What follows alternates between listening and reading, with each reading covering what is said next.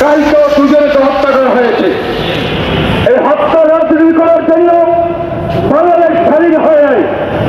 এই হত্যা রাজনীতি করার জন্য একদিনও ক্ষমতাকে পরিবর্তন করার জন্য এখানে আমরা আসি নাই বন্ধুগণ। আমরা এসেছি এই হত্যার বিচার করবো, স্বৈরাচারের পতন ঘটিয়ে তারপরে ইনশাআল্লাহ বিচার করে বিদায় হবো বন্ধুগণ।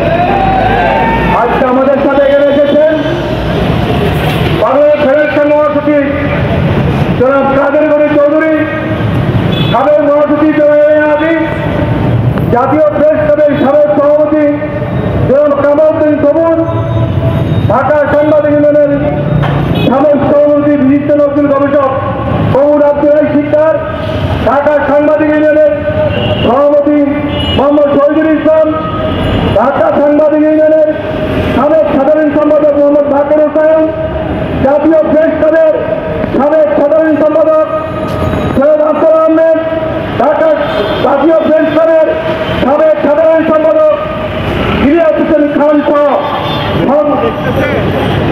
উপর যে নির্যাতন এবং বেশ কিছু সাংবাদিক কিন্তু নিহত হয়েছেন, তো এই বিষয়টি আসলে আপনি কীভাবে দেখছেন? আমি মনে করি যে সাংবাদিকগুলো দেশের দর্পণ, দেশের বিবেক। যখন সেই সাংবাদিকের উপর পুলিশ নির্বিচারে গুলি করে 4 জনকে হত্যা করেছে এবং আমাদের কোঠা বৈষম্য আন্দোলনের ছাত্রছাত্রী আমাদের সন্তান সমতুল্য, তাদের রক্তে যখন রাজপথ রঞ্জিত হয়েছে, তখন এদেশের সাংবাদিক সমাজ যখন তাদের দায়িত্ব পালন করতে যে আজকে 200-র অধিক সাংবাদিক মৃত্যুর সাথে পাঞ্জা লড়ছে, 4 জন নিহত হয়েছে। আমি আমার প্রত্যেক সাংবাদিক ভাইদের যারা নিহত হয়েছে তাদের আত্মার মাগফিরাত কামনা করছি।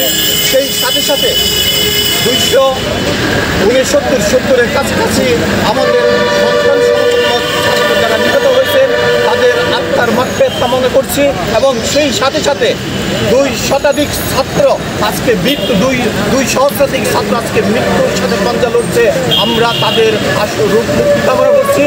যারা আজকে এই সরকারের দূষণলে পড়ে এই সরকারের পেটোয়া বাহিনী যে ছাত্র সমাজকে আজকে জেলের আবদ্ধ করে রেখেছে, তাদের নিঃশর্ত মুক্তি কামনা করছে এবং সেই লক্ষ্যেই আজকে প্রতিবাদ আজকে আমরা রাজপথে দাঁড়িয়েছি। ধন্যবাদ সবাইকে। আপনারা সহ সাংবাদিক সমাজ সবাই জানেন, সারা বিশ্বর মানুষ জানে যে দমন নিপীড়ন চালিয়েছে এই ইয়েরা, এই কী বলে এই সরকারের মানে ছত্রছায়ায় তার পেটোয়া বাহিনী সহ তার লেলিয়ে দেওয়া যুবলীগ সহ যারা আমাদের সাংবাদিক সমাজের 4 জন সাংবাদিককে হত্যা করেছে এবং অসংখ্য প্রায় 200-এর অধিক সাংবাদিক আহত হয়েছে। তাদের এই আহতর প্রতিবাদে আজকে আমাদের এই বিক্ষোভ সমাবেশ। পর্যন্ত সবাইকে অংশগ্রহণ করার জন্য উদাত্ত আহ্বান জানাচ্ছি। সবাইকে শান্তি শৃঙ্খলা বজায় রেখে আজকের এই বিক্ষোভ সমাবেশে যুক্ত থাকার জন্য অনুরোধ করছি। সংগ্রামী সাথী বন্ধুগণ, আমি এই পর্যায়ে সংক্ষিপ্ত বক্তব্য